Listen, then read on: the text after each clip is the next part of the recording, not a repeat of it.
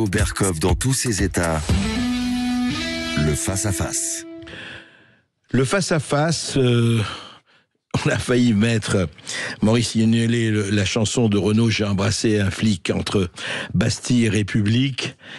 Un face-à-face, effectivement, avec un livre vraiment que j'ai lu avec beaucoup d'intérêt, et plus que ça. Maurice Signolet, vous êtes commissaire divisionnaire honoraire, 40 ans dans la police, et vous venez de sortir un livre qui s'appelle, et déjà le titre interpelle bien sûr, « La police ne peut plus rien pour vous ». Un titre c'est pas un titre, je dirais, sans couleur, c'est pas un titre indifférent. Et vous racontez dans cet ouvrage vos 40 ans effectivement de métier. Je crois que vous racontez d'ailleurs à la fin, le 31 décembre 2013, vous avez rangé la clé dans la boîte aux lettres, la clé de votre bureau, et vous parlez vraiment dans ce livre de toute votre expérience, etc. Mais ce qui est intéressant, notamment, et je ne dis pas que le reste n'est pas intéressant, mais vous ne faites pas les grands exploits des grands flics avec qui j'ai eu, voilà, telle ou telle arrestation, tel ou tel exploit, tel ou tel. Vous parlez, et justement, ça nous concerne tous, la police. Comment la police a changé en 40 ans et plus. Comment le système fonctionne aujourd'hui. Beaucoup de questions à vous poser. Et d'abord, effectivement, comme vous dites, vous êtes à la retraite et ça vous donne la liberté de ne plus être dans l'obligation du devoir de réserve, bien sûr. Alors, Maurice Signolet, au fond, d'abord, vraiment vous demandez pourquoi ce titre ? Pourquoi ? Parce que c'est quoi ? C'est un constat d'échec ?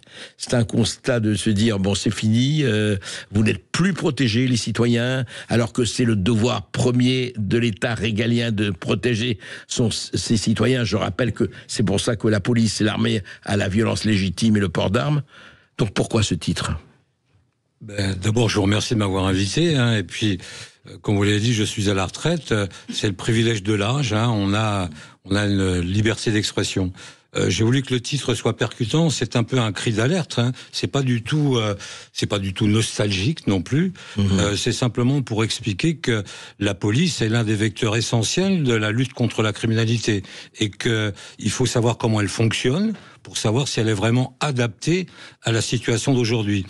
Tout le monde parle de l'ensauvagement, l'insécurité. D'insécurité, c'est dans tous les événements que l'on connaît aujourd'hui. C'est une litanie de faits divers terribles. Mais personne ne s'interroge pour savoir si les forces de police, de gendarmerie sont en adéquation avec les attentes de nos concitoyens. Alors, apparemment, on en parle quand même. Oui, parce que tout à fait. Beaucoup disent qu'elles ne sont plus en adéquation. À tort ou à raison. Ce que je veux dire, c'est que jusqu'à présent, la grande majorité de mes collègues, lorsqu'ils prenaient la plume, c'était pour relater des faits divers tragiques, toujours en se mettant en scène. D'ailleurs, on avait l'impression que c'était grâce à eux que l'affaire sortait. C'était toujours grâce à leur implication. J'aurais pu faire ça. J'ai été à la brigade criminelle, j'ai été à la brigade des stupéfiants, j'ai été beaucoup en police judiciaire, mais également beaucoup en sécurité publique. Dans le 93, en l'occurrence, Aulnay-sous-Bois, Aubervilliers, vous voyez des grandes villes, de grandes villégiatures, je pourrais dire. Et je me suis bien gardé de tout ça parce que je trouve que d'abord c'est un peu impudique et que je pense qu'il faut avoir de la retenue. Par contre, je me suis dit que si je relatais au quotidien, d'ailleurs mon ouvrage, du premier jour où je suis rentré dans la police jusqu'au dernier jour, je relate à peu près tout.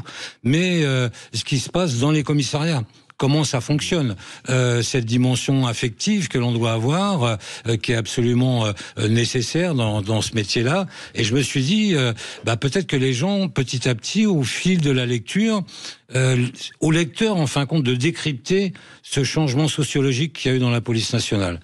C'est une institution qui est en perpétuelle évolution, mais là, Elle s'est vraiment calquée sur l'évolution dans le mauvais sens du terme de la société. Alors, et a perdu un petit peu de son, moi je dirais de son âme. Alors justement, je voudrais qu'on fasse le bilan et l'inventaire, et surtout pour parler d'aujourd'hui et de demain. Mais c'est très important parce que très intéressant parce que votre témoignage, vous avez été homme d'action, vous avez été sur le terrain pendant 40 ans et à tout niveau. D'abord, vous avez gravi les échelons jusqu'à devenir commissaire divisionnaire. Vous avez commencé à la base. Et au fond, si je vous demandais vraiment qu'est-ce qui a fondamentalement changé entre les commissariats des années 80, 73, 80, voilà, puisque vous êtes allé grosso modo 73 à 2013, si on reprend les 40 ans. Qu'est-ce qui s'est fait et qu'est-ce qui s'est perdu, Maurice Signolet? Auparavant, la mission primait. Et tout s'organisait autour de la mission. Si vous voulez, c'était la mission qui dictait les impératifs de fonctionnement. 40 ans plus tard, c'est l'inverse qui se passe. Alors la mission, c'est quoi? La mission de sécurité, avec ses impératifs de disponibilité, de dévouement.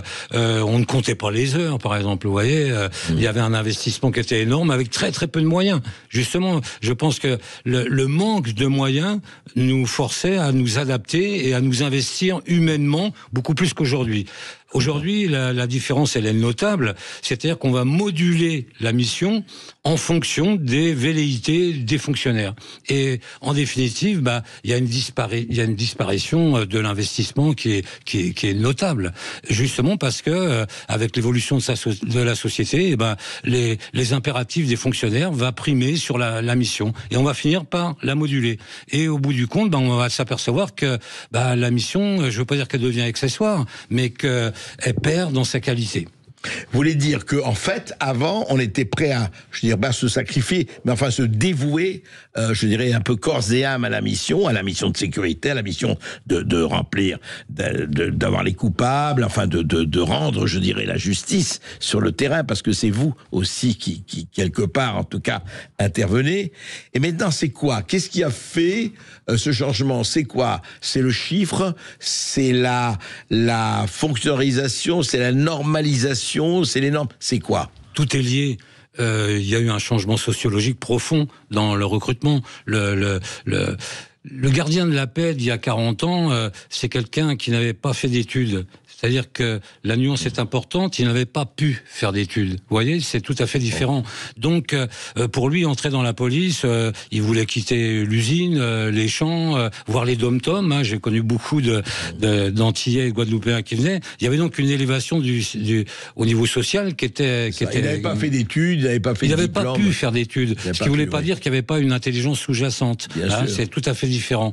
Et donc, entrer dans la police, c'était une élévation sociale. Une promotion sociale. Une promotion sociale, qui plus est, c'était un métier d'homme. Je suis désolé de devoir le dire, mais quand je suis rentré dans la police, les affiches étaient la police un métier d'homme, avec en plus tout le monde avait fait. Aujourd'hui, ce serait sexiste de dire ça. Oui, et patriarcal. Je pense que là, je vais faire bondir beaucoup d'auditeurs, mais en plus, tout le monde avait fait son service militaire, donc on avait un sens de la hiérarchie très prononcé. Et comme il y avait un manque de moyens terrible, moi, dans un commissariat parisien, il y avait un quart police-secours. Vous voyez, c'était... En tout. Oui, bien sûr. Ce qui fait que énormément de déplacements se faisaient pédestrement et ça donnait une visibilité des forces de l'ordre qu'on ne connaît plus aujourd'hui. J'ai l'habitude de dire que la police aujourd'hui n'occupe plus l'espace public, elle l'emprunte. D'ailleurs, il suffit de le voir. Ça passe à fond la caisse en 2 tons gyrophare, alors qu'auparavant... Avant qu'il y ait ce fameux OAS, il suffisait de chercher un gardien de la paix. Visuellement, on en voyait un, il vous sortait son bitumar, qu'on disait à l'époque, et il vous donnait l'adresse que vous cherchiez. Donc, vous voyez que... Oui, mais là, maintenant, on a Waze et GPS. Voilà, c'est ça. Il n'y a plus de flics, quoi. Voilà, c'est ça. Exactement. Donc, il y a eu un changement sociologique profond. Petit à petit, tout s'est délité. Et dans mon livre, je mets également énormément en cause la hiérarchie. Il y avait auparavant, lorsque je suis rentré, on avait un commissaire de police, on appelait ça un patron, un taulier. C'était quelqu'un qui savait de quoi il parlait. il faisait autorité. Vous voyez, sa compétence n'était pas mise en doute. L'autorité était là, était présente. Il faisait autorité. Toute la hiérarchie faisait autorité, du brigadier chef à l'officier, à l'inspecteur divisionnaire, au commissaire. On savait d'emblée qu'il y avait une compétence derrière. On est passé d'une hiérarchie de compétence à une hiérarchie d'obéissance. Et c'est pas du tout la même chose. On voit bien que le sens du service public, c'est d'éliter au profit d'enjeux de carrière pour les uns, pour les autres, et tout ça est bien dommageable. Alors, qu'est-ce qui a fait ça? C'est intéressant parce que vous parlez, en quelques mots, vous avez mis le décor, la réalité. Et vous disiez, il y avait vraiment un dévouement, maintenant c'est quoi? C'est devenu un travail comme un autre, on pense d'abord aux avancements, au parcours de carrière, etc. C'est un peu ça. D'ailleurs, moi, je ne connaissais pas ce terme fonctionnaire de police. Vous voyez, quand je suis rentré à la police, ça n'existait pas. On disait pas fonctionnaire de police. Je connaissais des gardiens de la paix. Il y a pas plus beau titre que cette appellation de gardien de la paix. Aujourd'hui, on parle de fonctionnaires de police qui font des vacations. Vous vous rendez compte? Mais même les syndicalistes disent oui, nous autres fonctionnaires. Ah, les syndicalistes. Vous savez, la police est syndiquée à 80%. Hein, quand on compare avec le reste des Français qui doit être aux alentours de 6 ou 7%, c'est absolument incroyable. Et donc on en est arrivé... Pourquoi? Excusez-moi, ça m'intéresse. Pourquoi à 80%? Parce qu'ils interviennent dans les CAP d'avancement, dans les CAP de notation, dans les CAP de mutation, etc. On ne fait rien sans les syndicats. On n'avance pas. Rien. Il y a une co-gestion quelque part. Il y a une coproduction de commandement qui est permanente. Alors que moi, je me souviens d'un grand flic qui donnait la définition du management d'une façon très simple. Il disait le management, c'est savoir qui on doit engueuler quand il y a une connerie de faite. Vous voyez, bon, ça peut paraître un peu dérisoire. Non, mais c'est pas dérisoire. Si on y réfléchit, ça veut dire j'ai mis les bonnes personnes aux bonnes places et si une connerie a été faite, faut qu'ils me rendent les comptes. Donc, si vous voulez, tout a énormément évolué. Auparavant, on avait une âme de flic, quoi. Vous voyez, moi, je suis rentré dans la police dans une démarche romantique. Je voulais arrêter des voleurs, des Arsène Lupin, etc. Dans une démarche un peu maigretiste. Hein. Je parle pas de l'homme politique, je parle du commissaire Maigret. Commissaire Maigret, bien sûr. Donc avant, on était des flics, on était des poulets, quoi. Et j'ai envie qu'aujourd'hui tout cela revienne. Alors maintenant, l'institution n'est pas la seule coupable. Il y a eu une évolution du code de procédure pénale, du code pénal, qui a vraiment restreint de façon drastique l'autorité policière. Hein. Alors on va parler, Maurice Signolet, c'est très très intéressant du code pénal, de tout ce qui a fait que cette profession a évolué comme elle évolue, que cette fonction, je dirais, essentielle, régalienne a évolué, juste après cette petite pause. Et je vous rappelle que si vous voulez interroger Maurice Signolet, c'est passionnant, quant à son livre sur justement l'évolution du métier de policier, 0826 300 300, 0826 300 300. À tout de suite. Sud Radio Berkhoff dans tous ses états, midi 14h. André Berkhoff. Avec Maurice Signolet, commissaire divisionnaire honoraire, la police ne peut plus rien pour vous. Et justement, on parlait de l'évolution. Et vous dites dans votre livre, Maurice Signolet, je parle comme ça parce que ça va faire rêver tous les millions, enfin je dirais les dizaines, les centaines de milliers, voire les millions de gens qui nous écoutent. Un simple voleur d'autoradio, par exemple, écopé, vous parlez d'un temps que les moins de 20 ans ne peuvent pas connaître, et même les moins de 30 ans, écopé d'1 an de prison, un voleur d'autoradio, un voleur de voiture de 18 mois, un cambrioleur de 3 ans. C'est impensable aujourd'hui. Oui, c'est pour ça que... Quelque part, d'ailleurs, dans mon livre, ça, on le voit en filigrane. Il ne faut pas non plus accabler totalement l'institution policière. L'institution policière n'a fait que s'adapter à une situation déliquescente, surtout dans le domaine de la justice. Mais on peut pas. Il n'est pas non plus question que j'accable la justice. Hein. Montesquieu disait la justice c'est la bouche de la loi. La justice n'a fait qu'appliquer les lois que le Parlement a promulguées.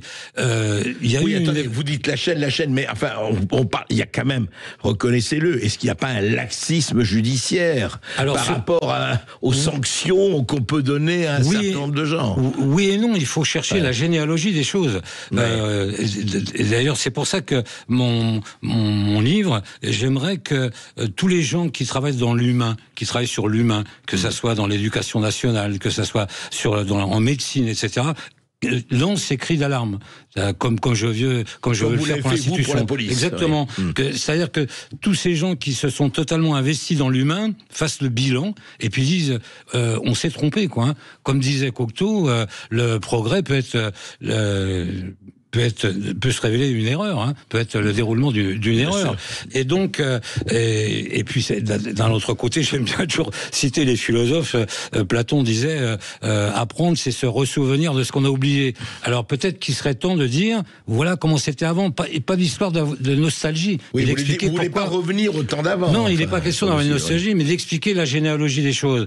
Mais alors concrètement, expliquez-la. Il faut reprendre très loin. Il y a eu un courant existentialiste après mai 68 qui a amené tout doucement par ruissellement et massification la théorie de l'excuse. C'est-à-dire que je sais pas, je vais vous citer une anecdote marrante qu'on se racontait toujours. Un psychiatre entend des cris depuis sa fenêtre, il descend, il voit une victime gisant dans son sang par terre, il se penche et puis il dit celui qui a fait ça a vraiment besoin d'aide, quoi. Et ça a l'air de rien, mais par ruissellement ça a donné ce que le philosophe Claude Lipovetsky appelait le procès de personnalisation, c'est-à-dire que une espèce de personnalisation de tout est la norme. Baigné par l'existentialisme d'André Breton, etc., la norme, il fallait la rejeter. Petit à petit, ça a influencé le système pénal, ça a influencé le système normatif, on a accepté les différences, les particularismes, les étrangetés, etc. Et la police, qui est là pour rappeler qu'il y a des normes, qu'il ne faut pas transgresser telle ou telle chose, elle s'est retrouvée complètement désarmée quelque part. Il y a eu des évolutions très fortes du code de procédure pénale. On est passé brutalement d'une procédure inquisitoriale qui avait fait ses preuves depuis la nuit des temps à une procédure contradictoire, avec un envahissement du contradictoire, avec la présence de l'avocat dès la première heure de garde à vue, la présence de l'avocat au moment des perquisitions maintenant, etc. Le juge des libertés de la détention. L'avocat est partout dès que la police arrive. Le contradictoire est là. On aurait pu... Et tout ça remonte à Marc Ancel, un magistrat qui lui-même s'inspirait de Saint-Fargeau. Vous savez, Saint-Fargeau, l'histoire n'a retenu que son nom pour lui donner le nom d'une station de métro. Mais si on reprend, c'était un des constituants qui déjà à l'époque disait il faut plus la peine de mort. Attention, il n'est pas question pour moi de défendre la peine de mort, mais à l'époque, en 1789, dire il faut supprimer la peine de mort, il faut aller vers la réinsertion et non plus l'expiation de la faute. Ça a l'air de rien, mais par ruissellement, on est passé de 700 000 crimes et délits quand je suis rentré dans la police, dont 200 000 chèques sans provision qui ne sont plus poursuivis aujourd'hui, donc disons 500 000 faits de délinquance, sévèrement réprimés, après 10 millions de faits aujourd'hui, selon les enquêtes de victimation. Voilà ce que ça a donné. 10 millions, oui, c'est pas mal. Voilà ce que ça a donné, avec des taux de récidive absolument incroyables. Et donc, on a oublié. Je voudrais pas polémiquer, mais dans les prochains jours, Badinter, un illustre ministre de la Justice, va entrer au Panthéon. Soit. Mais d'ailleurs, qui pourrait nous nommer celui qui a permis l'abolition de la peine de mort en Espagne, en Allemagne, etc. Qu'est-ce que je voulais, moi, je vous pose la question quand même. Brut de décoffrage quand même, commissaire Signolet. Vous savez qu'il y avait un humoriste français très célèbre qui s'appelait Alphonse Karr et qui disait moi je suis absolument contre la peine de mort à une condition que messieurs les assassins commencent. Oui, certainement.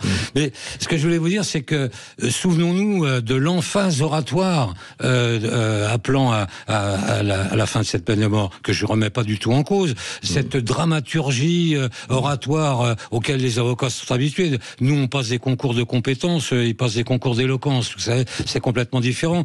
Mais il ne s'est pas rendu compte que c'était pas la fin de la peine de mort, mais c'était la mort de la peine.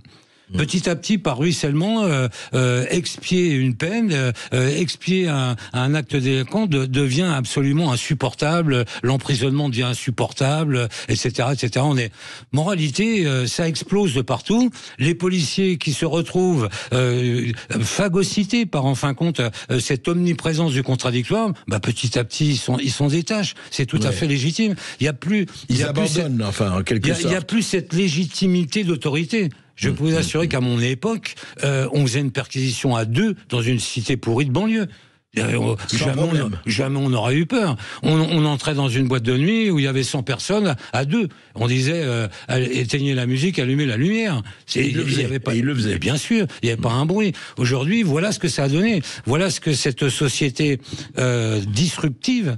Je sais que c'est très à la mode, mais le problème, c'est qu'on en est arrivé à une situation qui est totalement invraisemblable. Mais attendez, comment on peut arriver, Maurice, comment on peut arriver à une situation, on a tous vu ça sur les réseaux sociaux, et ça a été là toutes les télévisions. Vous avez vu, c'était en Seine-Saint-Denis, 2 voitures de la police municipale obligées de fuir avec 20 personnes qui les caillassent. Et je prends un exemple, il y en a eu des tas comme ça. Comment on peut arriver que la police arrive quelque part et on dit à la police casse-toi, t'es plus chez toi? Parce que c'est ça aujourd'hui. Mais à la suite de tout ce que je viens de vous expliquer, par ruissellement, par démocratisation de cet état d'esprit qui a mis l'individu au centre de tout, alors que l'homme n'est que consubstantialité. On ne peut vivre que par rapport aux autres, par rapport aux dimensions qu'on a. Et donc, il y a des règles normatives qui peuvent aller jusqu'à des règles de bienséance, de courtoisie, d'élégance, etc., qui régnaient pendant les 30 Glorieuses, qui régnaient lorsque je suis rentré dans la police. Notre quotidien était l'extraordinaire des autres, vous voyez. On vivait avec les truands, on avait nos codes à nous, etc. On avait même de la sympathie, parce que le truand de l'époque, c'était quelqu'un qui voulait vivre champagne et gonzesse, quoi. C'était ça. Il avait ses règles. Voilà, exactement. Règles. Aujourd'hui, il y a une anomie totale qui fait que les policiers, les gendarmes qui sont là pour rappeler que quand même, il y a des choses qu'il faudrait pas faire, mais ils en prennent plein la gueule, quoi. C'est comme ça. Maintenant, je voudrais mettre aussi formellement en cause le politique, qui a une part de responsabilité énorme, parce que au-delà de ce courant philosophique qui est un peu désastreux, d'une manière beaucoup plus pragmatique, et c'est pour ça que moi je défendrai toujours la justice. La justice a commis une énorme erreur au milieu des années 80. Elle a commencé à s'intéresser aux politiques. Elle a commencé à s'intéresser aux malversations qu'il y avait dans les partis, ou alors même dans les milieux économiques, financiers, etc. Et donc le politique s'est dit, oh là là, il va m'arriver des bricoles quand même. Un jour, je vais me retrouver en garde à vue et on va me demander de retirer mes lacets et ma ceinture. Et donc ils se sont dit, il faut verrouiller, quoi. Et cette débauche d'aménagement du code de procédure pénale vers le contradictoire maximum pour se protéger. Mais les policiers se sont protégés. C'est évident. Je voudrais pas faire de parallèle avec des affaires judiciaires qui touchent des éminents politiques en ce moment, mais on le voit bien. On voit bien qu'on veut remettre en cause parce que ça commence à sentir le roussi. Et donc, toujours pareil, j'aime bien ce mot terme de ruissellement. Par ruissellement, ces aménagements procéduraux qui permettaient, par exemple, à la défense non pas d'aider la justice, mais de l'égarer. La nuance est importante, à bénéficier à toute la délinquance. Et aujourd'hui, vous retrouvez la procédure pénale. Je me mets à la place. Il faut savoir qu'aujourd'hui, alors que la police judiciaire c'était le sommet dans le temps, on rêvait tous d'être à la brigade criminelle. Est-ce qu'on peut dire, si je vous écoute bien, les racailles d'en haut ont protégé les racailles d'en bas? Oui, par ruissellement, par effet boomerang. Si vous voulez, ils se sont pas bien rendus compte. Ils se sont pas rendus compte des catastrophes que ça allait donner. Mais toutes ces voies de recours, toutes ces possibilité de vice de procédure qui fait la fortune des avocats. Advocatus, celui qui vient à votre aide. Vous savez qu'à l'origine, l'avocat, c'était un membre du clergé et sa robe, ça contenait 33 boutons, l'âge du Christ. Et ils avaient vocation à devenir juges plus tard. Et très vite, on s'est rendu compte que la vénalité l'emportait sur le sens de la justice. Et on a dit on les mettra plus juges. Mais alors je leur en veux pas, c'est le jeu. Mais faut pas s'étonner. Faut pas s'étonner si après vous avez un monde où on parle d'ensauvagement, de société avec une insécurité terrible, puisqu'on a tout détruit. Je crois que c'est Joseph de Maistre qui disait le glaive de la justice n'a pas de fourreau. Toujours Toujours, il doit menacer et punir. C'est la monnaie qui disait dans un pays, quelquefois c'est la liberté qui opprime, mais c'est la loi qui protège. Exactement. À condition qu'il y ait une loi. On va tout de suite continuer avec vous, Maurice Sinelet, c'est passionnant. Après cette petite pause, 0826 300 300 pour ceux qui sont, qui ont envie de poser des questions à Maurice Sinelet. La police ne peut plus rien pour vous. Est-ce qu'elle peut encore quelque chose? Est-ce qu'on a envie de se substituer à elle? C'est une question qu'on va poser. Sud Radio. Sud Radio. Parlons vrai. Parlons vrai. Sud Radio. Parlons. Sud Radio Berkov dans tous ses états. Le face-à-face. Alors, est-ce que la police ne peut plus rien pour vous? En tout cas, c'est le titre d'un livre passionné à lire, de Maurice Sinelet, commissaire divisionnaire honoraire. C'est aux éditions de l'Artilleur. Et vous parlez aussi, alors on parlait justement d'un passé, mais qui n'est pas lointain. Qu'est-ce que c'est 40 ans, 50 ans, hein? C'est un clin d'œil dans l'histoire. Et vous dites, pour l'époque, il n'y avait pas 5 semaines de congé, les 35 heures, les RTT, c'était un avantage dont il ne fallait pas abuser. Parlons de cela, vous dites. Oui, tout à fait. Voilà. Et qu'aujourd'hui, on ne pense plus qu'à ces RTT, ces vacances. C'est l'une des raisons aussi de ce désengagement policier. Je vous ai parlé tout à l'heure des réformes du code procédural qui nous a amené à cette situation. Mais il y a également eu des réformes structurelles très fortes dans la police qui ont donné une orientation tout à fait différente. Alors par exemple, lesquelles? Moi je suis rentré comme inspecteur de police, vous voyez. Ouais. En 1995, un gouvernement de droite d'ailleurs a supprimé purement et simplement le corps des inspecteurs de police. Il y avait 23 000 inspecteurs de police. Entièrement supprimés. Totalement supprimés. Ouais. Qui étaient en civil, qui n'avaient qu'une seule vocation, c'était le judiciaire ou le renseignement. C'est clair, net et précis. Et il y avait un corps de gardiens de la paix qui était chargé de l'exécution, de la voie publique, etc., etc. Donc en 95, on supprime ce corps purement et simplement, et on dit maintenant le corps des gardiens de la paix viendra prendre tout le panel des missions de police, du maintien de l'ordre jusqu'à l'antiterrorisme. Ça sera les gardiens de la paix qui traiteront ça. Donc le glissement de la qualité d'officier de police judiciaire, qui était à mon époque uniquement du niveau d'un inspecteur principal, c'est-à-dire d'un capitaine de police aujourd'hui, et encore par concours, il fallait passer un concours pour être officier de police judiciaire à l'époque. Aujourd'hui, le gardien de la paix, en sortie d'école, va être nommé officier de police judiciaire. Je ne sais pas si vous vous rendez compte. En plus, à mon époque, la procédure pénale était simple. Aujourd'hui, elle est extraordinairement compliquée. Il y a des risques de vices de procédure énormes, etc. Il faut avoir un sens particulier de la procédure. On a donc donné ça au corps des gardiens de la paix. En omettant quelque chose d'extraordinairement important. Les gardiens de la paix ont la culture de la récupération. C'est-à-dire que les gardiens de la paix fonctionnent par vacation. Ils travaillent. À mon époque, ils travaillaient en 4-2 dans les brigades de roulement. Et donc, dès qu'ils passaient d'un quart d'heure, eh bien, ils récupéraient. On dépasse d'un quart d'heure, on récupère un quart d'heure. On dépasse d'un quart d'heure, on a droit à 1 heure. Imaginez-vous ce que ça a pu faire dans le monde de l'investigation, qui par définition est chronophage. Moi, il m'arrivait de rentrer à 2 heures. Il est 6 heures. Il n'y avait pas d'heure. Il n'y avait pas d'heure. C'est l'événement qui crée votre travail. Si vous preniez à 18 heures une affaire de meurtre, vous appeliez chez vous en disant je rentre pas. Je passe la nuit au bureau. Et ça, c'est fini. Ça n'existe plus. C'est terminé, absolument terminé. Vous voulez dire qu'aujourd'hui, un policier d'aujourd'hui, un investigateur, il dira attendez, je reprends demain parce que. Alors, il va le faire, mais il va compter ses heures. Lorsque vous entendez les syndicats vous dire il y a 30 millions d'heures supplémentaires impayées dans la police nationale, oui, mais parce qu'on les compte. Ça ne montre pas du tout un investissement beaucoup plus supérieur à ce qu'il y avait il y a 40 ans. L'investissement est exactement le même, simplement on les compte. Et donc ça a des répercussions absolument catastrophiques. Et alors, ce que je vous disais tout à l'heure, c'est que on a fini par structurer la mission par rapport au désir des fonctionnaires. Donc on a acclimaté, on a arrangé les horaires, etc. Ça m'a fait bondir l'autre jour. J'ai appris que dans ce même courant d'état d'esprit, on allait mettre en police judiciaire des semaines de 4 jours. Moi, je mangeais police, je dormais police, j'étais un flic, quoi, un poulet. Donc, quand j'ai appris ça m'a rendu fou.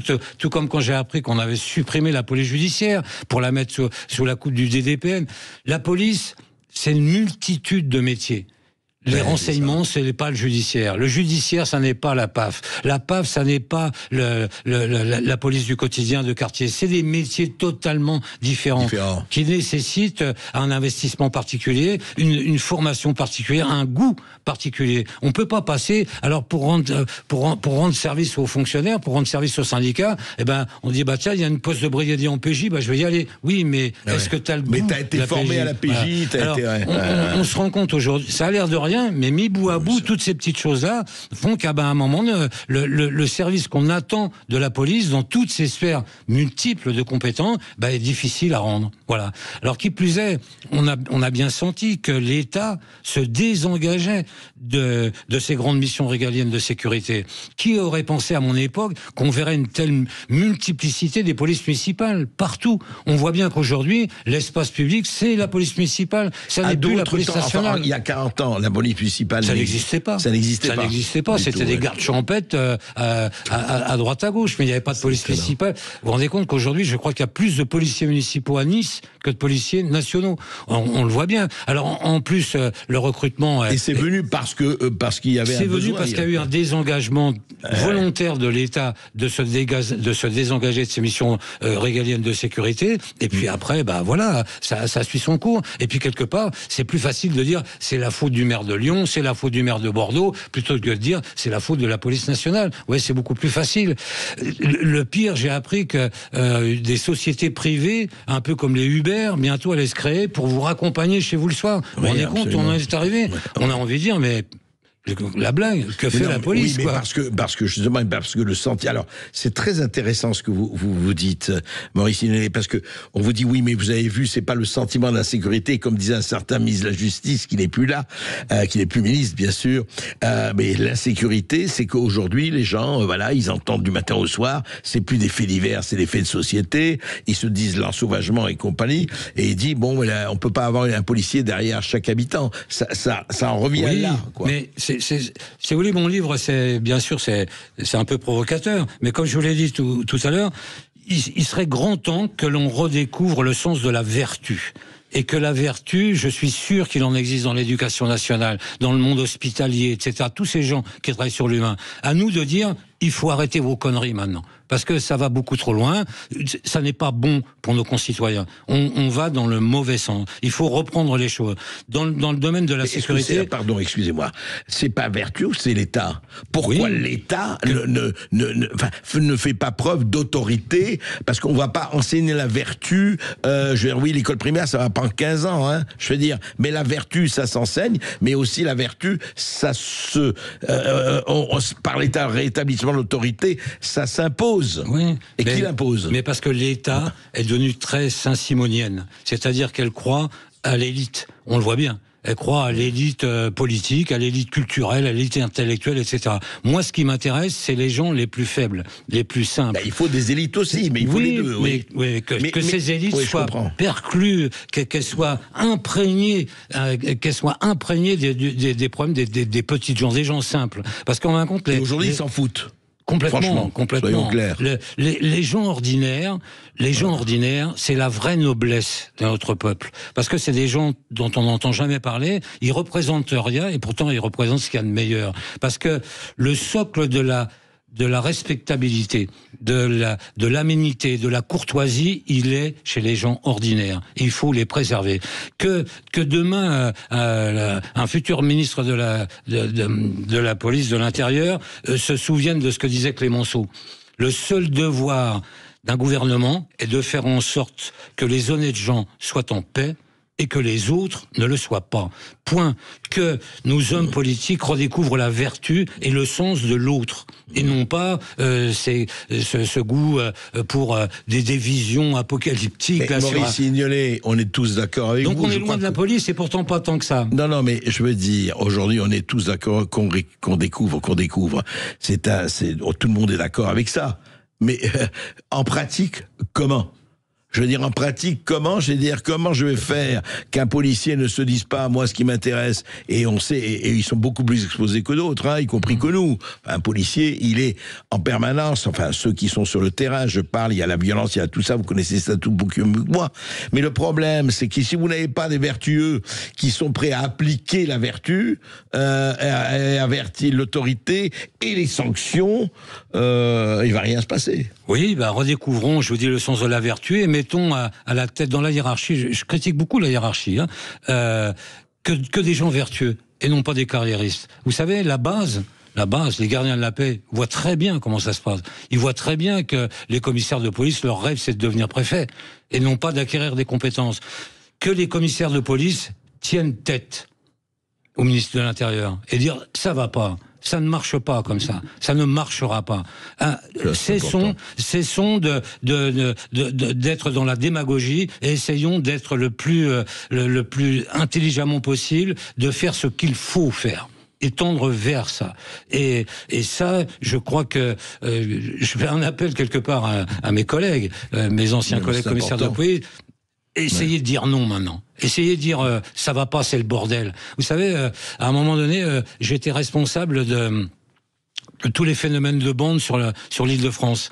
Et mon directeur... Vaste programme. Oui, ça m'avait passionné. J'avais trouvé des gardiens de la paix qui traitaient ça de manière extraordinaire. Ouais. Et donc, ça interpellait le ministre de l'Intérieur et tous les mois, mon directeur était convoqué chez le directeur de cabinet du ministre pour faire le point sur les phénomènes de bande. Et donc, comme il y connaissait rien et que moi j'y connaissais un petit peu quelque chose, il m'emmenait à chaque fois avec lui pour donner un peu de vérité à ce qu'était. J'ai été abasourdi. Toutes ces réunions, j'étais abasourdi parce que il faut surtout pas dire que ça va mal, quoi. Il faut surtout pas de vague, tout va bien. Il faut surtout pas dire que ça va mal, que tout va mal, etc. Alors que moi j'étais là, je disais mais attendez, c'est pas possible. On voyait très bien après en aparté les uns les autres, ils allaient voir le directeur de cabinet pour savoir où on était, leur promotion pour la Légion d'honneur, etc., etc. Mais c'est fou, hein. Quand on est chef, quand on prend des responsabilités, il faut se donner à fond, et pour les autres, et s'oublier quelque part. Sortir de sa zone de confort. Et s'oublier quelque part, et penser à tous ceux qui sont placés sous votre autorité, et qui sont dans le mauvais chemin.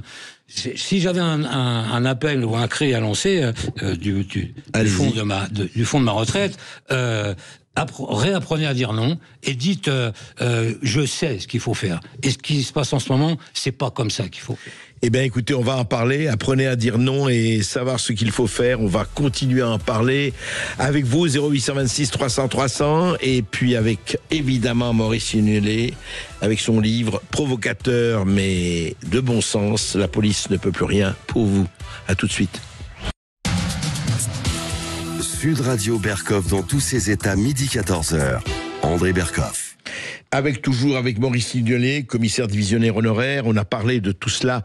Et vous avez parlé de vertu, vous avez parlé de courage, vous avez parlé effectivement de ce qui est en train de se passer dans cette transformation. On a vu, on a oublié l'humain d'un côté, et puis on a travaillé la culture de l'excuse, plus que la culture à la fois, du courage, et on a parlé de la culture du chiffre et du résultat, plutôt que la culture, justement, de l'effort et du risque.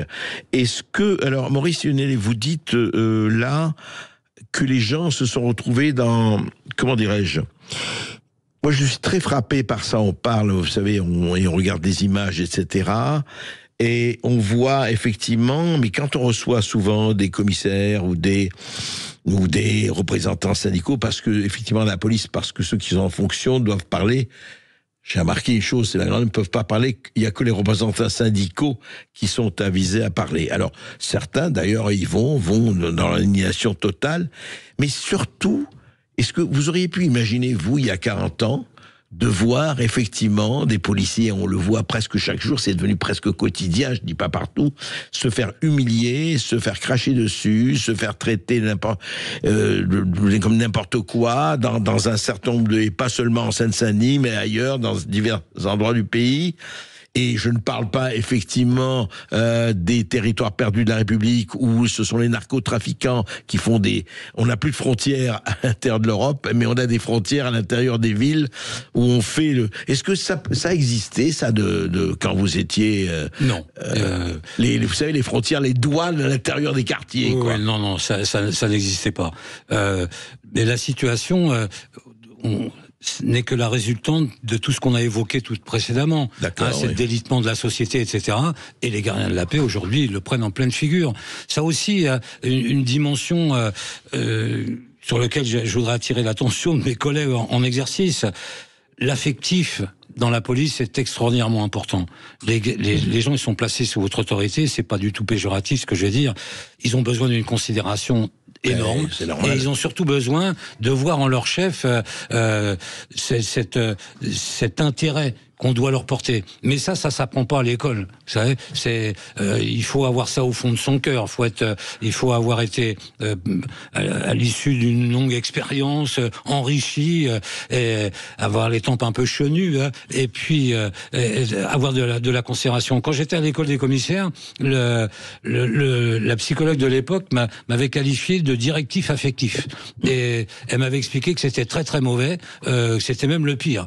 Alors je lui ai dit elle m'a dit non. Pourquoi, ouais. Alors pour être bon, il faut être assertif. Alors assertif, c'est quoi assertif pour elle ? Si je me souviens plus très bien de la définition, c'est les gens qui sont impassibles à l'émotion. Vous voyez, par exemple, si vous êtes chef de service, quelqu'un vient vous dire, voilà, je suis tombé malade, j'ai un cancer. La réponse que vous devez lui faire, c'est ah merde, il va falloir que je vous remplace, quoi. C'est ça, être assertif. Alors moi, si vous voulez, je suis pas assertif du tout. Je suis un directif affectif. J'ai de l'affection. J'avais de l'affection.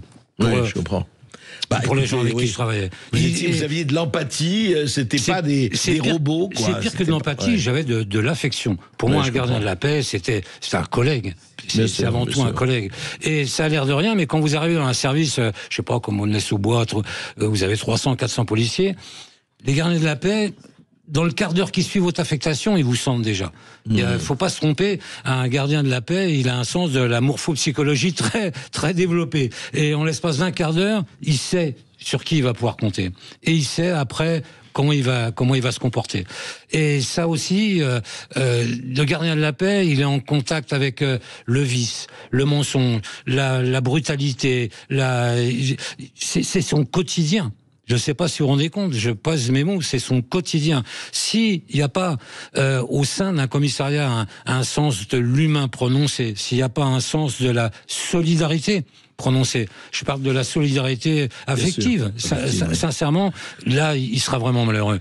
Il y a quelque temps encore... Oui, c'est un métier où on a besoin d'affect. On comptait les suicides dans la police. Il arrive un moment, ça devient... La gendarmerie est touchée pareillement. Donc, si vous voulez, c'est un cri d'alarme que je lance. C'est pas du tout une attaque contre l'institution. Ce que je veux dire, c'est qu'on a été dans le mauvais sens, dans le mauvais chemin. Et il est temps de dire, stop, arrêtons-nous là. Oui, il est temps, effectivement, de ne pas prendre cette fonction avec un tableau Excel et des modélisateurs froids. Surtout pas. C'est ça. Surtout pas. Écoutez, ce qu'on espère, en tout cas, je dois dire que votre livre, vraiment, encore une fois, je le redis, il faut le lire parce que si on veut comprendre pourquoi la police est dans l'état dans lequel elle est, pourquoi on se sent de moins en moins protégé, pourquoi il y a de haut en bas de l'échelle une espèce de, il faut le dire, non pas de démission, mais de découragement.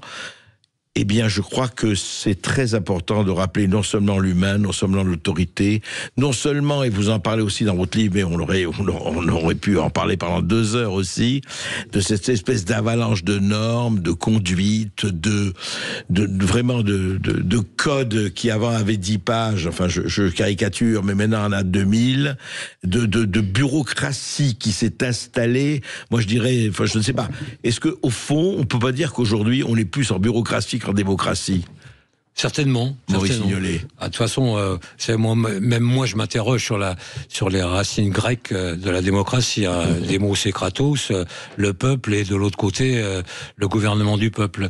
Et donc, je m'interroge s'il est toujours d'actualité de faire la liaison. Et oui, on peut se demander si c'est pas un despotisme éclairé, je dis bien éclairé, qui ne jouerait pas.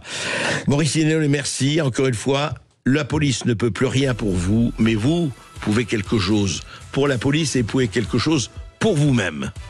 À demain.